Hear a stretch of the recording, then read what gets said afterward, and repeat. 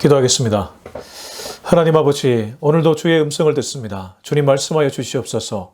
주님 들려 주시옵소서.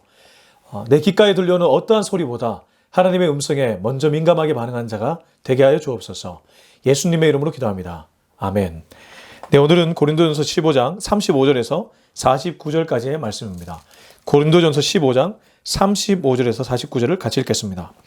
누가 묻기를 죽은 자들이 어떻게 다시 살아나며 어떠한 몸으로 오느냐 하리니, 어리석은 자여, 내가 뿌리는 씨가 죽지 않으면 살아나지 못하겠고, 또 내가 뿌리는 것은 장래의 형체를 뿌리는 것이 아니요 다만 밀이나 다는 것의 알맹이뿐이로되, 하나님이 그 뜻대로 그에게 형체를 주시되 각 종자에게 그 형체를 주시느니라.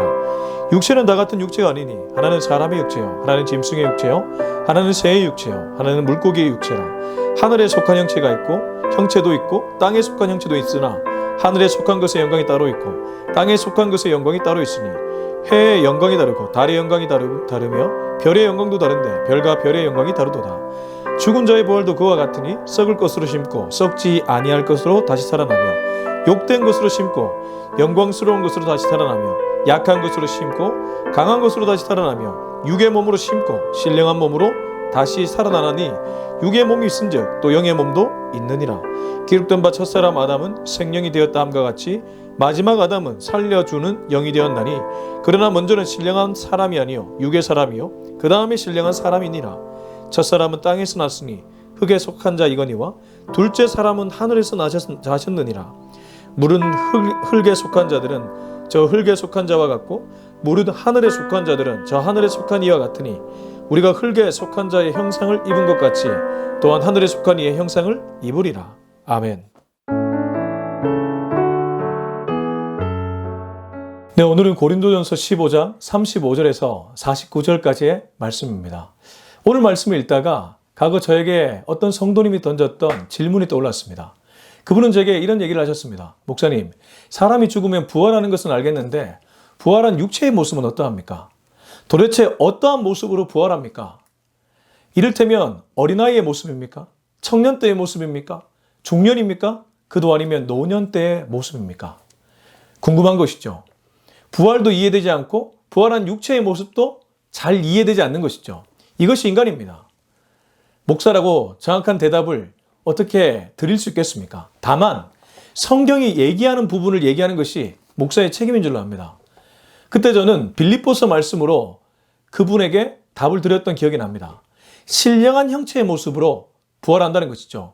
그게 빌립보서에 기록되어 있습니다. 신령한 형체라는 것은 노년이나 중년이나 청년, 그러한 시기를 가리키는 것이 아니라 그 사람의 몸이 일반인들의 육안으로 감히 상상할 수 없는 좀 신령한 몸으로 부활한다는 것을 의미합니다.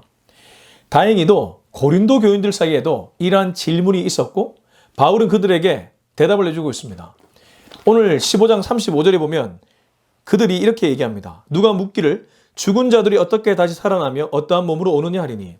고린도 교인들 사이에도 부활 논쟁이 있었죠. 우선 부활 자체가 이해가 안 됐습니다.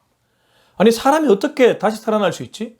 죽으면 엔딩, the end, 끝나는 것 아닌가? 어떻게 다시 살아나지?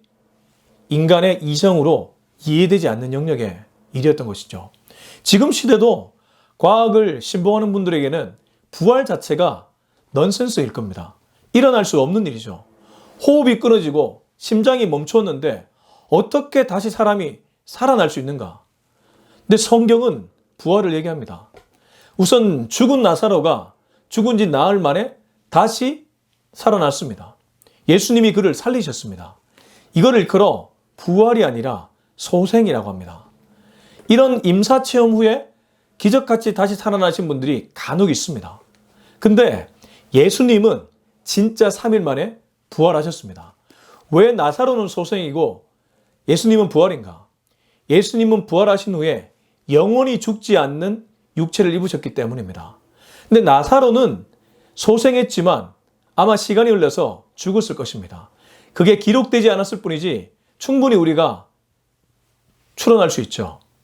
예수님만이 부활의 첫 열매가 되셔서 완벽하게 다시 살아나셨습니다. 그러나 그 예수님이 우리에게 약속한 것이 있습니다. 내가 부활의 첫 열매가 되었던 것처럼 너희들도 내게 속하면 다시 부활하게 될 것이다. 이게 예수님의 약속입니다. 바울은 뭐라고 그들에게 대답하고 있을까요? 어리석은 자여, 내가 뿌리는 씨가 죽지 않으면 살아나지 못하겠고, 또 내가 뿌리는 것은 장래의 형체를 뿌리는 것이 아니요 다만 밀이나 다른 것의 알맹이뿐이로되 하나님이 그 뜻대로 그에게 형체를 주시되 각 종자에게 그 형체를 주시느니라. 38절을 보면 바울은 하나님이 당신의 뜻대로 그에게 형체를 주셨다고 합니다. 각 종자에게 그 형체를 주셨다고 합니다. 이게 39절에 보면 읽진 않았지만 짐승과 물고기와 사람, 각기 다른 형체를 가리킵니다. 왜 우리말 속담에 콩 심은 데 콩 나고 팥 심은 데 팥 난다는 표현이 있지 않습니까? 그래서 어렸을 때 강낭콩 심기 과제를 제출하기도 하잖아요. 콩을 심고 싹이 트고 자라는 것을 관찰 일기로 학교에 숙제로 제출했던 그런 기억나지 않습니까? 그런 거 보면 심은 씨앗대로 결국 가지가 돋고 열매가 맺어집니다. 성경의 원리도 똑같다는 것이죠. 하나님이 각 형체마다 다른 씨앗을 심겨 주셨습니다. 근데 사람은 어떠합니까? 사람은 참 신기한 게 있죠. 우리 창세기를 한번 가보겠습니다. 창세기 1장.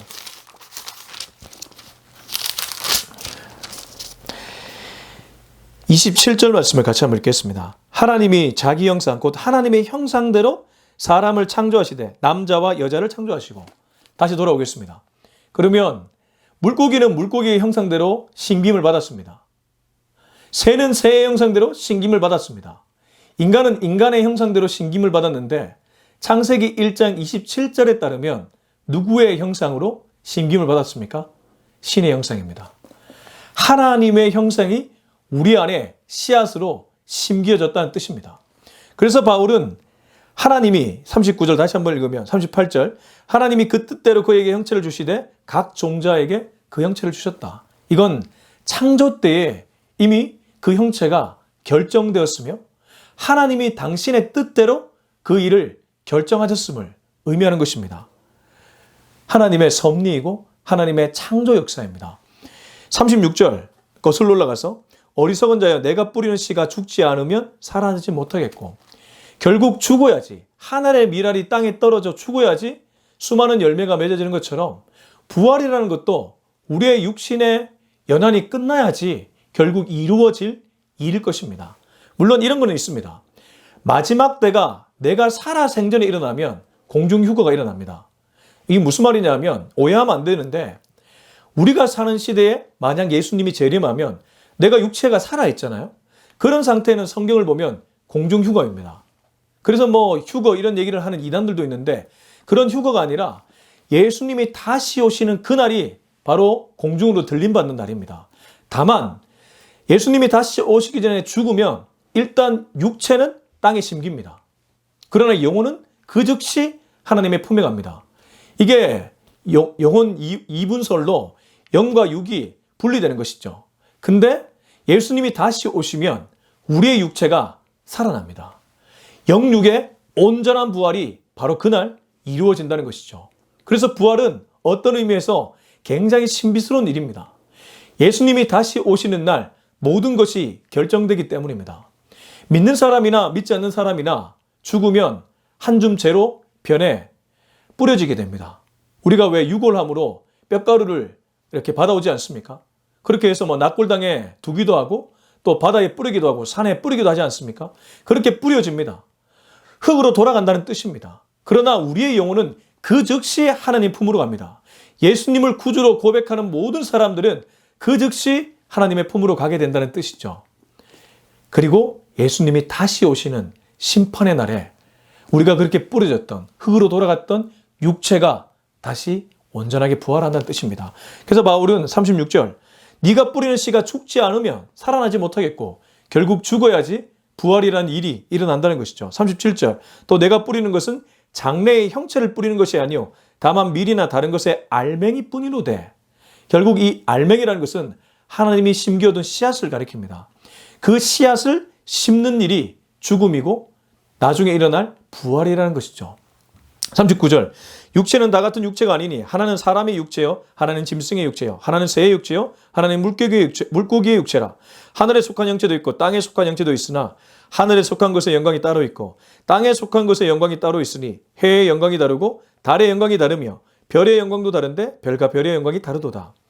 이 40절과 41절에 보면 결국 하늘과 땅을 구별하고 있습니다.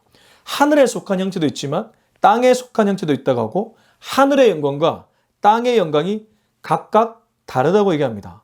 마치 해의 영광, 달의 영광, 별의 영광이 다른 것처럼 땅과 하늘이 다르다는 것이죠. 바울이 왜 땅과 하늘로 구별했을까요? 이건 첫째 아담과 둘째 아담을 상징하는 것입니다. 뒤에 보면 문맥상 그렇게 충분히 해석할 수 있습니다. 46절과 47절에 보면 이렇게 얘기합니다. 그러나 먼저는 신령한 사람이 아니요 육의 사람이요. 이게 땅에 속한 사람이죠. 그 다음에 신령한 사람이니라. 이게 하늘에 속한 사람입니다. 47절에서 부연 설명해 줍니다. 첫째 사람 아담, 땅에 속한 아담은 땅에서 났으니 흙에 속한 자이거니와 둘째 아담인 예수 그리스도는 하늘에서 나셨느니라. 자, 그러면 땅에 속한 사람은, 땅의 영광은 첫째 아담을 가리키고 하늘에 속한 사람, 하늘의 영광은 둘째 아담인 예수 그리스도를 가리킵니다. 다시 40절로 돌아와서 하늘에 속한 형체도 있고 그리스도께 속한 형체도 있고 땅에 속한 형체도 있으나 첫째 아담, 여기 말하는 것은 죄인인 아담을 얘기합니다. 죄인에게 속한 형체도 있으나 하늘에 속한 것의 영광이 따로 있고 땅에 속한 영광이 따로 있다. 결국 예수께 속한 인생이 하늘의 영광을 소유하게 된다는 그 의미를 얘기합니다. 42절과 44절을 읽어보겠습니다. 연달아.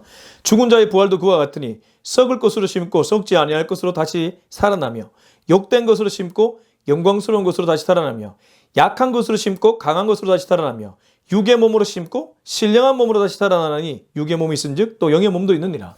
이게 신비스러운 일입니다. 분명히 썩을 것으로 심습니다.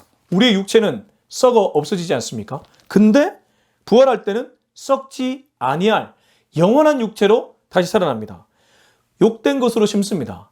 이 몸에 얼마나 나쁜 짓을 많이 했습니까?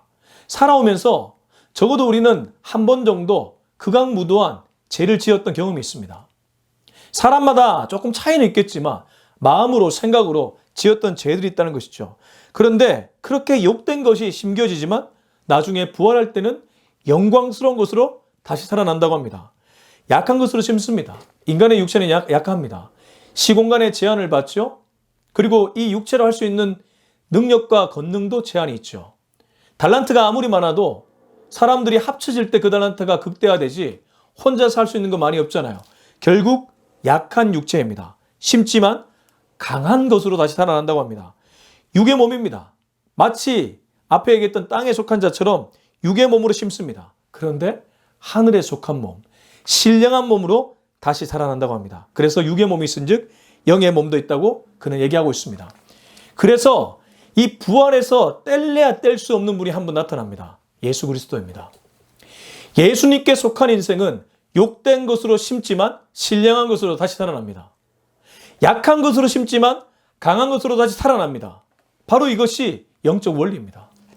우리는 약한 것으로 평생 끝날 수 있는 인생인데 예수님 때문에 강한 것으로 다시 살아나며 신령한 것으로 살아나며 하늘에 속한 것으로 다시 살아나게 된다는 뜻입니다. 5절부터 47절입니다. 기록된 바 첫사람 아담은 생명이 되었담과 같이 마지막 아담은 살려주는 영이 되었나니 그러나 먼저는 신령한 사람이 아니요 육의 사람이요 그 다음에 신령한 사람이니라. 첫사람은 땅에서 났으니 흙에 속한 자이거니와 둘째 사람은 하늘에서 나셨느니라. 앞서 제가 얘기했던 그 말씀이 반복되고 있죠. 첫사람 아담은 생명이 되었습니다. 코에 생기를 불어넣어줬을 때 생명이 되었습니다. 그러나 마지막 아담은 그냥 자기 몸 하나 살아있는 그런 생기 정도가 아니라 남의 몸을 살려주는 생명, 살아나게 해주는 그러한 살아남의 영이 되셨습니다. 그분이 바로 예수님이었죠. 46절, 그러나 먼저는 신령한 사람이 아니요 육의 사람이요 그 다음에 신령한 사람이니라. 먼저 창조된 것은 첫째 아담이 맞습니다. 그러나 그 다음에는 신령한 사람, 둘째 아담 대신 예수님이 이 땅에 오셨고 그분이 부활하셨다는 것이죠. 47절 첫사람은 땅에서 났으니 흙에 속한 자이거니와 둘째 사람은 하늘에서 나셨느니라. 계속 이 두 가지 비유를 통해 우리가 어떤 쪽을 선택해야 되고 어떤 길을 가야 될지를 얘기하고 있는 것입니다. 48절 49절입니다. 무릇 흙에 속한 자들은 저 흙에 속한 자와 같고 무릇 하늘에 속한 자들은 저 하늘에 속한 이와 같으니 우리가 흙에 속한 자의 형상을 입은 것 같이 또한 하늘에 속한 이의 형상을 입으리라. 결국 바울이 부활에 대해서 질문하고 있는 성도들에게, 고린도 교인들에게 마지막으로 줬던 대답은 48절과 49절에 핵심이 있다고 볼 수 있습니다. 흙에 속한 자들은 흙에 속한 자로 인생을 전락시켜 살아가지만 하늘에 속한 자는 하늘에 속한 이로 그렇게 인생을 마무리 짓게 된다는 뜻입니다. 우리가 흙에 속한 자의 형상을 입은 것 같이 또한 하늘에 속한 이의 형상을 입으리라. 마지막 날에 하늘에 속한 자, 예수님의 형상을 우리도 입게 될 것이라고 그들에게 대답해 주었던 것입니다. 성경이 때로 잘 이해되지 않을 때가 있습니다. 그럴 때는 목회자들과 또 여러 가지 참고서를 보면서 함께 보다 보면 이해가 되게 됩니다. 오늘 말씀 참 쉽지 않은 본문입니다. 마지막 날에 일어날 특별히 부활에 관련된 얘기를 하고 있기 때문입니다. 그러나 한 가지는 분명합니다. 우리는 죽으면 다시 살아난다는 것입니다. 다시 살아나는데 욕된 것으로 심고 신령한 것으로 거둔다고 합니다. 약한 것으로 심고 강한 것으로 거둔다고 합니다. 세상에 이런 일이 어디에 있습니까? 콩 심은 데 콩 나고 팥 심은 데 팥 나는 것이 일반적인 원리입니다. 그러나 우리에게는 하나님이 당신의 형상을 심겨주셨기 때문에, 씨앗으로 심겨주셨기 때문에 비록 그것이 죄로 물들어서 제약된 길로 갈 때도 있지만 예수님을 믿게 되면 다시 예전의 모습으로 재창조가 되어서 영원히 우리 하나님과 동행하는 인생이 된다는 뜻입니다. 영생에 접속하게 되었다는 뜻입니다. 여러분, 오늘 말씀은 우리에게 굉장한 위로를 줍니다. 여러분, 땅에 속해 살아가고 있습니까? 하늘에 속해 살아가고 있습니까? 여러분의 시민권은 어디에 있습니까? 여러분은 두 나라 국적자입니다. 지금은 두 발을 이 땅에 딛고 있기 때문에 내가 살아가는 이 나라의 국적이고 국적을 갖고 있고 이 나라의 시민권자이지만 저 멀리 보면 저와 여러분은 천국 시민권을 소유한 사람들입니다. 그렇다면 너무 아웅다웅 할 필요 없습니다. 너무 소유하려고 애쓸 필요 없습니다. 남의 말에 너무 상처받을 필요 없습니다.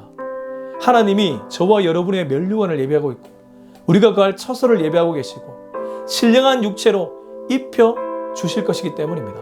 그분은 신실하신 하나님, 변하지 않는 하나님, 약속을 반드시 지키는 하나님입니다. 이 하나님이 저와 여러분에게 손짓하고 있습니다.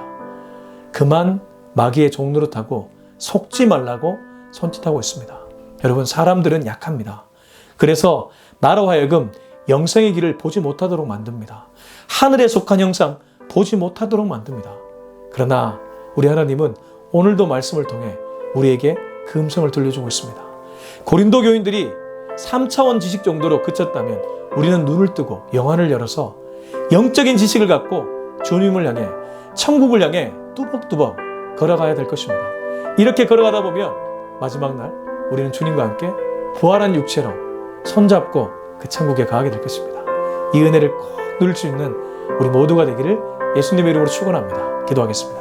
이 시간 기도할 때 우리 자신과 우리 옆에 어둠 속에 방황하는 이들을 위해 기도했으면 좋겠습니다. 주님, 저 영혼을 불쌍히 여겨 주시옵소서. 저 영혼도 어둠 속에 살아가다 첫째 사람 아담에 속해 죄인으로 인생을 마무리할 수도 있습니다. 불쌍히 여겨 주시옵소서. 예수님을 알고 예수님과 함께 동행하다 예수님의 길을 걸어가 예수님의 형상처럼 부활해서 영원한 천국에 들어가 살아가는 인생 되게 하여 주시옵소서. 우리 자신과 그 사람을 위해 우리 다 같이 주님 이름 한번 외치고 간절하고 뜨겁게 기도하겠습니다. 주여! 하나님 아버지, 오늘 이 메시지를 통해서 우리가 무엇을 붙잡아야 될지 깨닫게 해주심에 감사합니다. 우리는 영원한 천국을 약속받은 사람들입니다. 부활을 약속받은 사람입니다. 얼마나 감사한지 모르겠습니다. 땅에 두 발을 딛고 있지만 천국에 플러그인이 되어서 영생에 접속된 자이고 영원한 천국에 거할 것을 약속받은 자들이고 심지어 신령한 육체로 다시 태어날 것을 약속받은 자들입니다. 주여, 내 안에 내 안에 질병 때문에, 내 마음의 질병 때문에, 내 정신적 질병 때문에, 내 관계의 질병 때문에 주여 낙담하지 않도록 도와주시고 좌절하지 않도록 도와주시옵소서. 나를 속삭이고 나를 유혹하고 나에게 잘못된 길로 인도하는 마귀의 종로로 타지 않도록 도와주시며 사람에게 속지 않고 마귀에 빠진 사람에게 속지 않고 항상 하나님의 말씀에 귀를 기울여서 주여 영적 전투에서 승리의 나팔을 불 수 있는 우리 모두가 되게 하여 주시옵소서. 이제는 우리 주 예수 그리스도의 은혜와 하나님의 다음 없는 사랑과 성령의 위로하심 교통하심 충만하심의 역사가 다시 부활할 그날을 기대하며 내게 주어진 오늘의 삶에 충실하게 살기로 다짐하는 우리 모두의 머리 위에 지금부터 영원토록 함께하기를 간절히 축원하옵나이다. 아멘.